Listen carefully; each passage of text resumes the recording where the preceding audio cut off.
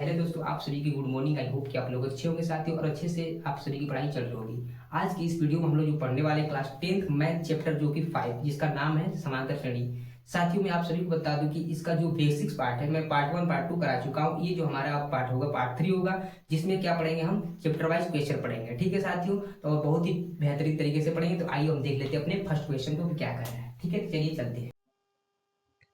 चलिए आइए देख लेते हैं फर्स्ट क्वेश्चन को। देखिए ये क्वेश्चन आप सभी को बोर्ड पर देखने को मिल जाएगा।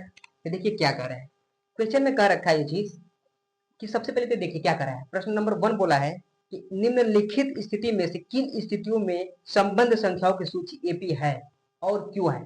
मैंने हमें कह रहा है कि जो एपी सूची है या नहीं, अगर है तो क्या ये चीज हमें बताना है। ठीक है, चलिए देख लीजिए इसका फर्स्ट पार्ट क्या कर रहा है। कह रहा है कि प्रत्येक किलोमीटर के बाद का टैक्सी का किराया, जबकि प्रथम किलोमीटर के लिए किराया 15 रुपया है और प्रत्येक अतिरिक्त किलोमीटर के लिए किराया 8 रुपया है। तो हमें क्या बताना है, इस संख्या से सूची निकालेंगे, उसको चेक करेंगे समांतर श्रेणी है कि नहीं है। तो चलिए सबसे पहले हम प्रश्न को समझते हैं। देखिए इस प्रश्न को समझने से पहले मैं यहाँ पर डायग्राम बना चुका हूँ। क्या डायग्राम में है, देखिए ये है भैया टैक्सी वाले, मतलब ढोने वाले, हम सभी को लेकर घुमाने वाले टैक्सी भाई साहब।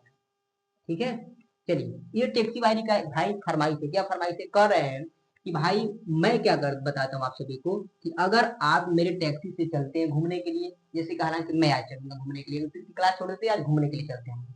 देखिए टैक्सी का जो किराया बोल रखा है कि आप 1 किलोमीटर जाएंगे, तो इसके लिए मैं फिक्स किराया कर दिया हूँ कि 15 रुपया लूंगा। कितना रुपया लूंगा, 15 रुपया लूंगा। कितने का, 1 किलोमीटर का। तो ये फिक्स किराया है, 15 रुपया क्या है हमारा, ये फिक्स है। ये तो भाई फिक्स है किराया। कितने किलोमीटर का, तो यहाँ से 1 किलोमीटर का।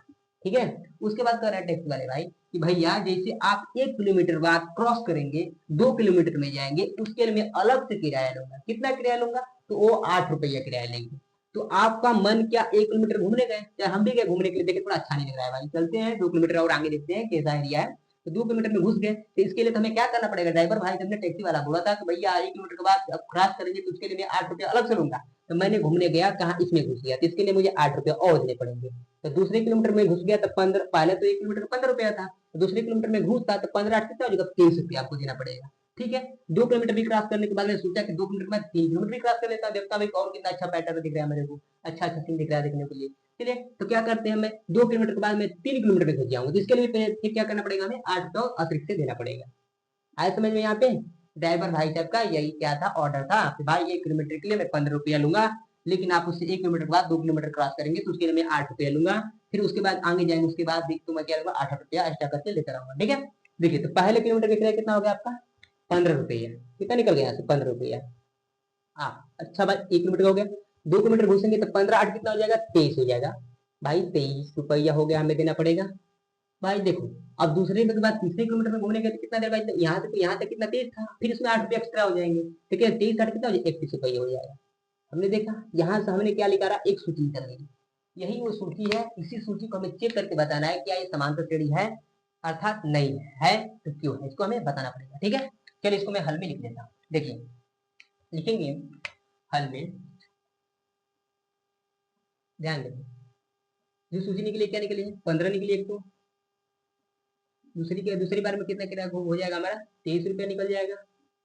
तीसरी बार में किराया कितना टोटल हमारे पास हो जाएगा, देना पड़ेगा 31 रुपया। ये सूची निकली, क्या एक सूची है, मान लो मैं यहाँ पे सूची लिखी दे रहा। इसी सूची को हमें क्या करना है, चेक करके बताना है। सूची किसकी भाई, संख्याओं का सूची तो है। चलिए चेक करके बताना है एपी सूची है या नहीं है। तो क्या करेंगे, इसके लिए हम लोग सारवंत निकालते हैं। क्या निकालते हैं, तो सारवंत निकालेंगे, तो सारवंत क्या निकालेंगे, सारवंत, कॉमन डिफरेंस बोलते हैं अंग्रेजी में, सारवंत। ठीक है भाई लोग, सारवंत इसको शॉर्टकट में क्या बोलते हैं, सारवंत को डी बोलते हैं, कॉमन डिफरेंस। इसको निकालेंगे, चलिए निकालेंगे इसका। तो मैं बताया था सारवंत निकालने का तरीका कि हर एक दूसरे पद में से पहले पद को घटा देते हैं। जैसे कि पहला पद, दूसरा पद, तीसरा पद, यानी कि दूसरे पद में से क्या करेंगे, पहले पद को घटा देंगे। हर एक दूसरे पद में से पहले पद को घटा दें, यानी कि उसके मान लो इसके ये पहला पद है, ये दूसरा पद है, दूसरा पद के पीछे वाले में से क्या करना, घटा देते हैं। ये पद है तो इसके पीछे में क्या करना, घटा देंगे। तो चलिए इसको बोलते हैं D1 D2 D3। तो दूसरे पद में से पहले पद घटाएंगे, क्या होगा ये, तो D2 माइनस D1। उसके बाद इसके लिए घटाएंगे तो क्या हो जाएगा, तो D3 है ये, तो D3 माइनस D2। आए समझ में। चलिए हम क्या करेंगे, इसके मान को रखते हैं, उसके बाद हम करके देख लेते हैं। D2 का मान कितना है, 23 है ना, 23। और D1 का मान कितना, 5 15 सॉरी 23 में से 15 कितना बचे? 8 में 4 रुपया। चलिए फिर उससे D3 का मान कितना? 31।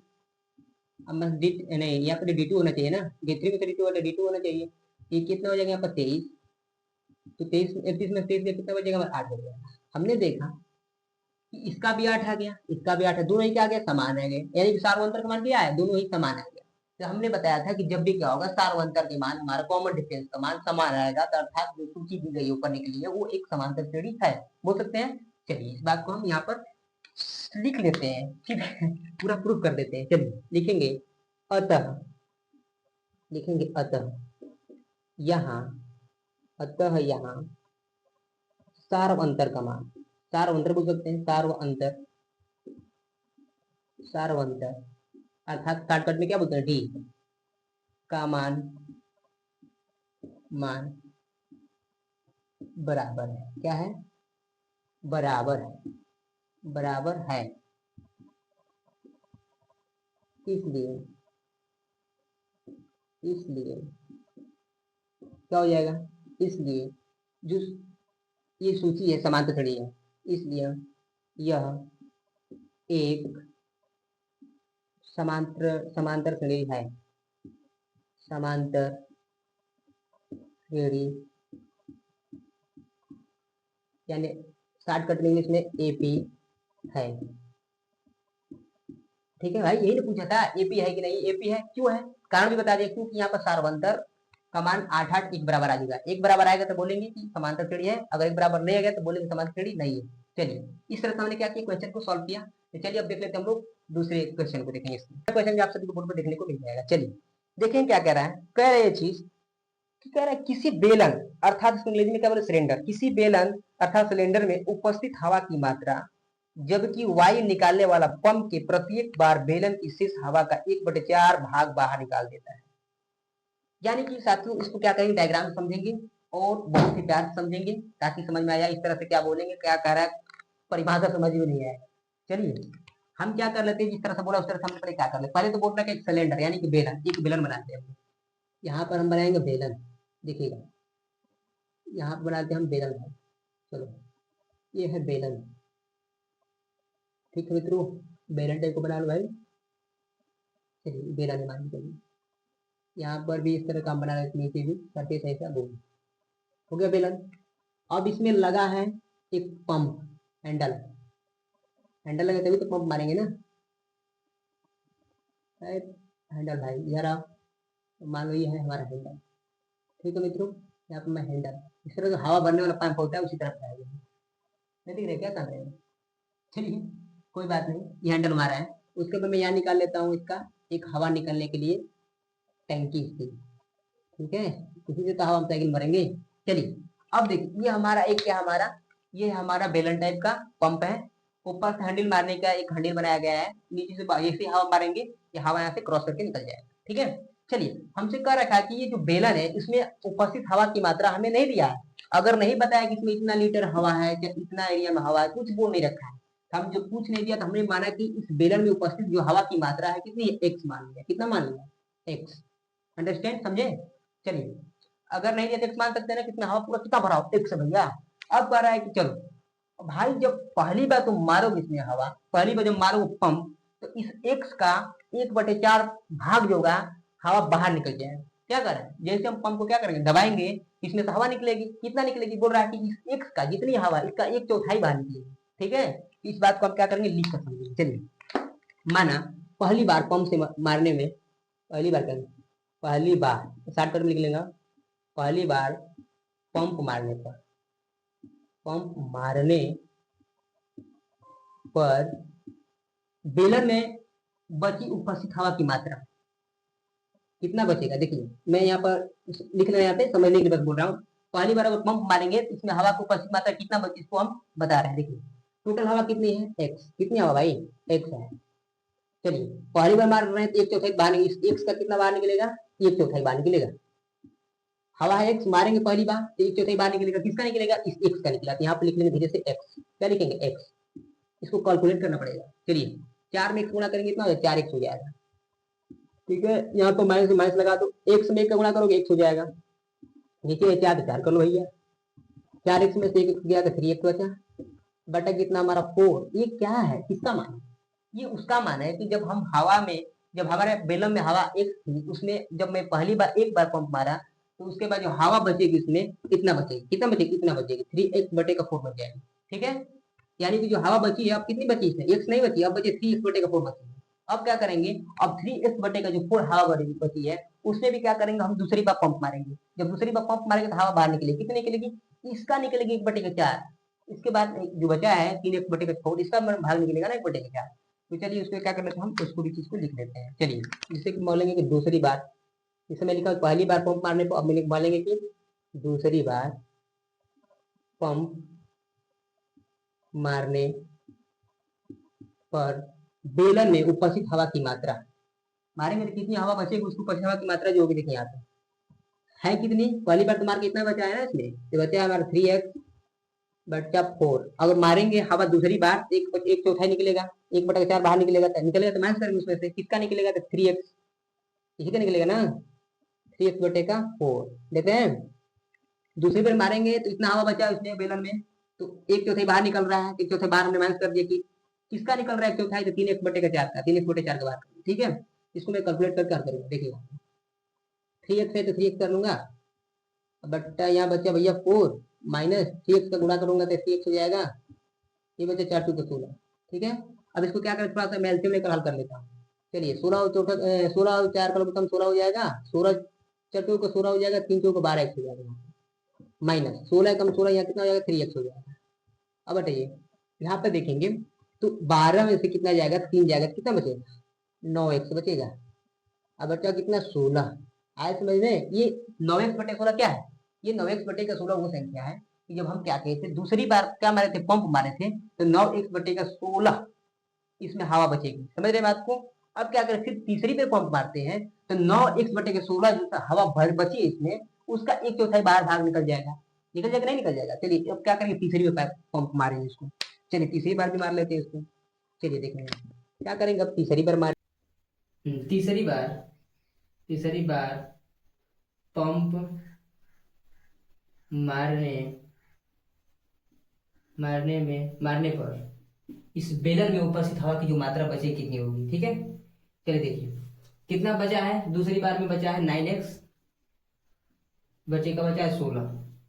अब इस पर फिर क्या करेंगे, हम तीसरी बार पंप मारेंगे तो 1/4 भाग बाहर निकलेगा, 1/4 किसका 1/4 भाग निकलेगा, तो 9x/16 का, लिख लेंगे 9x/16। ठीक है मित्रों, उसके बाद क्या करेंगे, कैलकुलेट कर लेंगे उसको। चलिए 16 और नहीं, पहले यहाँ पर मल्टीप्लाई कर लेते हैं, थोड़ा सा मल्टीप्लाई कर लेते हैं, एक लाइन और 9x है तो 9x/16 माइनस 9x एकम 9x/16 चौका 64। ठीक है साथियों, कमरा 12 ना, चलिए ठीक हो गए, क्लियर। उसके बाद कैंसिल लेंगे, 16 और 64 का तो कितना हो जाएगा, 64 हो जाएगा, 16 चौका 64, 4 बार 4 9 36, 36x हो जाएगा, माइनस 64 एकम 64 तो 9 एकम 9x हो जाएगा। चलिए घटाइए, 36 में से 9 जाएगा, कितना बचेगा, 16 में से 9 गया 7 बचा, और यहाँ पर 2 बचा, 27 बचा, 27x बचेगा बटा 64। देखिए यहाँ पर फिर से एक बार देखेंगे, यहाँ पे देखेंगे ये चीज कि हमारा एक बेलन था, इसमें क्या थी, उपस्थित हवा की मात्रा हमें नहीं बताएगी कि कितनी हवा है, तो उसको हमने माना कि x थी, और बोला था कि जब हम पहली बार पंप मारते हैं तो इसमें जितनी भी हवा उसका एक चौथाई भाग बाहर निकल जाता है। तो हमने देखा पहली बार पंप मारा तो उसमें हवा कितनी उपस्थित था, x था, तो जब पहली बार मारेंगे तो उसमें से क्या 1/4 भाग बाहर निकलेगा, इस x का 1/4 भाग क्या होगा, बाहर निकलेगा, किसका भाग, x का 1/4 भाग। फिर x क्यों लिखो, क्योंकि इसी का x भाग निकला है ना। इसको कैलकुलेट करने के बाद क्या हो गया, 4x कम 4x, x हो गया, x 4 में गया 3x बचा। ठीक है, 3x/4 क्या वो संख्या है, वो संख्या है कि पहली बार इस पंप में हवा जो निकली है, अब उसमें जो संख्या बची हवा की मात्रा उपस्थित है 3x/4 है। ठीक है, अब करेंगे 3x/4 हवा बचा, फिर उसके बाद क्या उसके ऊपर से मारेंगे पंप दूसरी बार, तो उसमें से 3x/4 का क्या 1/4 चौथाई भाग बाहर निकल जाएगी। हमने दूसरी बार पंप मारे हैं तो 3x/4 था, उसमें 1/4 चौथाई भाग बाहर निकलेगा, किसका निकला 3x/4 का, 3x/4 इसको कैलकुलेट करके हमने 9x/16 ला लिया। ठीक है, तो ये 9x/16 कौन सा भाग है, ये दूसरी बार जब पंप मारे थे उसमें हवा जो बचा वो संख्या है, ठीक है। तो अब क्या करें, तीसरी बार मारेंगे, तो तीसरी बार जब पंप मारेंगे तो उसमें कितने हवा बची है, 9x/16 बच चुकी है, तो 9x/16 बची है। अब इसका क्या होगा, 1/4 भाग बाहर निकलेगा, किसका, 9x/16 का, 9x/16, इसको कैलकुलेट करके कितना आ गया, 27x/64 आ गया। तो हमने देखा इस तरह से हमारा एक सूची निकल कर आ गई। कौन सी सूची है, तो लिखेंगे यहाँ पे हल में, लिखेंगे हल, क्या करेंगे भाई, हल लिखेंगे। चलिए हल में लिख लेता हूँ, हमारा थोड़ा सोच चल रहा है। चलिए हल में लिखेंगे, जो सूची निकली, क्या सूची निकली, एक तो पहले निकल चुकी हमारी, पहली बार पंप मारे थे तो निकला हमारा 3x/4, दूसरी बार निकला है कितना, 9x/16, तीसरी बार कितना निकला भाई, शायद 27x/64। ये हमारी सूची निकल गई है। जिस तरह से हमने पहले क्वेश्चन में सूची को निकाला उसी तरह से अभी हमारी सूची निकल गई। ये सूची को हम चेक करेंगे क्या हमारी ये समांतर श्रेणी है या नहीं है, ठीक है। तो इसके क्या क्या प्रोसेस होती है चेक करने का, तो इसका निकालते हैं सार्वंतर। सार्वंतर हमारा समान आएगा तो बोलेंगे सर्वांतर श्रेणी है, नहीं तो नहीं, तो लिखेंगे सार्वंतर, तो निकालेंगे इसका क्या, सार्वंतर श्रेणी, तो सार्वंतर श्रेणी, सार्वंतर निकालो, सीधी बात है। सार्वंतर निकाल के उसको शॉर्टकट में डी बोलते हैं, कॉमन डिफरेंस, ठीक है। चलिए इसको बोलते हैं D1 D2 D3 बोलेंगे। तो हर एक दूसरे पद में से पहले पद को घटा लेते, तो लिखेंगे D2 माइनस D1। चलिए D2 का मान कितना है, D2 का मान है 9x/16 माइनस D1 का मान कितना है, 3x/4। इसको हल करेंगे तो कितना हो जाएगा, चलिए यहाँ पर निकालिए, 16 में से 4 करोड़ तक निकालेंगे तो 16 का होगा, 16 कम 16 तो 9x आ जाएगा यहाँ पे। अब माइनस निकल जाएगा कितना, 4 चौका 16, 4 × 12x हो जाएगा। हेलो मोटो।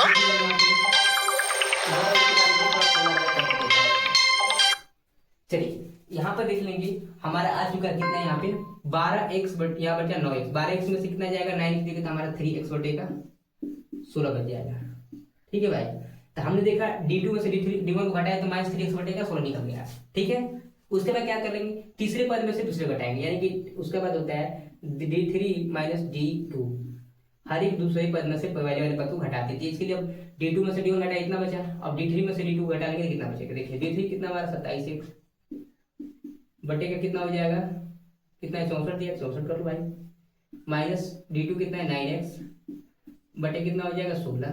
इसको कैलकुलेट कर देते हैं, 64 और 16 कितना है, समझे 64, 64 कम 64 तो हो जाएगा हमारा 27x, और माइनस 16 कम 16, 16 चौके 64, 9 चौके 36x हो जाएगा। यहाँ पे देखेंगे 36 में से 27 जाएगा, कितना बचेगा, बचेगा हमारा 7 3 10, 30 3 6 3 9 बचेगा हमारा। अरे 16 में से 9 7 16 हो जाएगा, यहाँ पे 9 बचा, और यहाँ पर तो 9 ही बचेगा, माइनस 9x बच जाएगा, बटा कितना हमारा 64।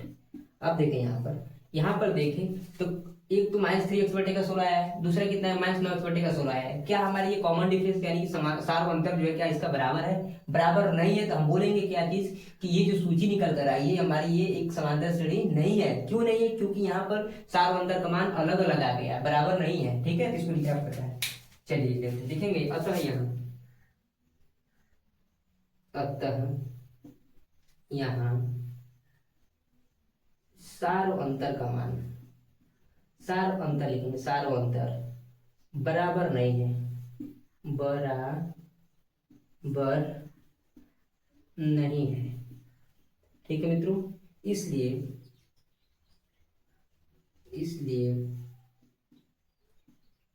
यह एक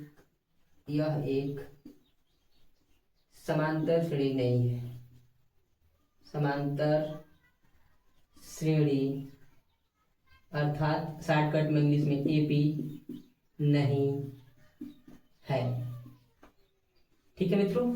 इस तरह से हमने देखा, ये क्वेश्चन कर लिया। उसके बाद चलेंगे इसके पार्ट 3 पे चलेंगे। देखो पार्ट 3 क्या करता है।